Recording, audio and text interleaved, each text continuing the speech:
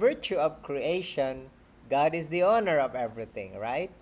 And so David recognizes this, that the only way to be successful in his life is to make God the shepherd. Now notice in the story of David, he killed Goliath. Okay? But prior to that, he was successful in little things. He killed the lion, he killed the bear. He was a shepherd as well.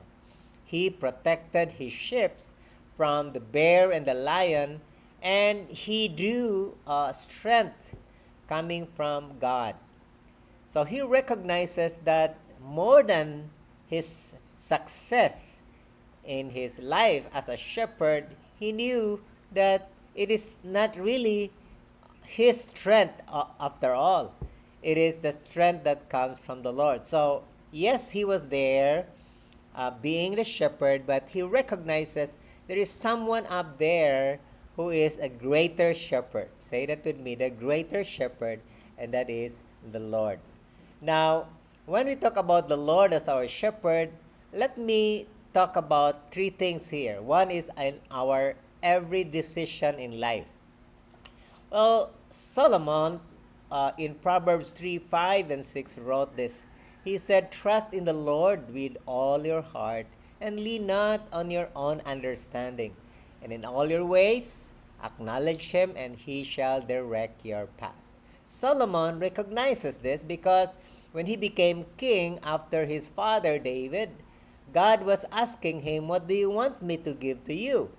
And Solomon, knowing that he was just young and inexperienced, so he said, "Give me wisdom, knowledge, and understanding to govern your people."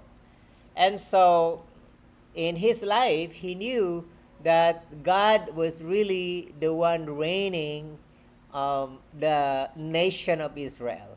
So he was there as the trustee, and he said, "This trust in the Lord with all your heart." So being dependent on God, Solomon became very successful. In fact, it was during his time that we see the wealth of Egypt growing so much.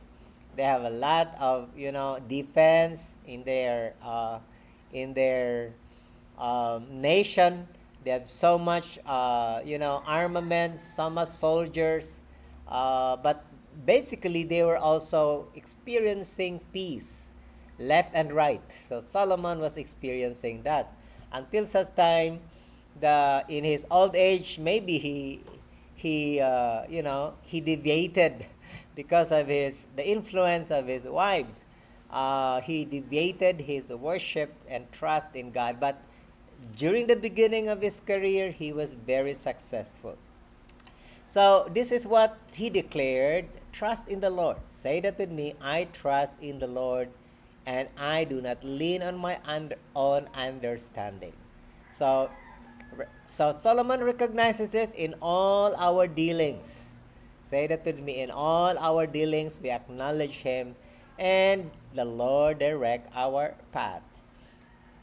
Second thing about making God as our shepherd, just to mention a few, is that in our career and our finances.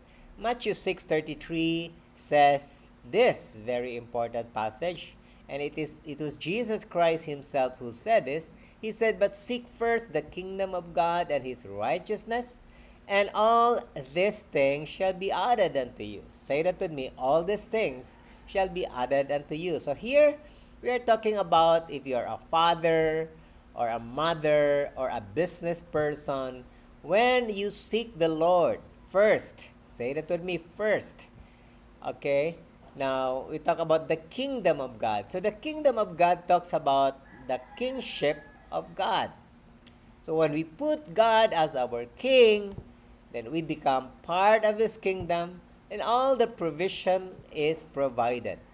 How many things? All. All these things shall be added unto you. Prior to this, in verse 25, Jesus was talking about, "Look at the lilies of the field, the birds of the air. They do not work, yet your Father in heaven provides for them. And he said, how much more you? Okay?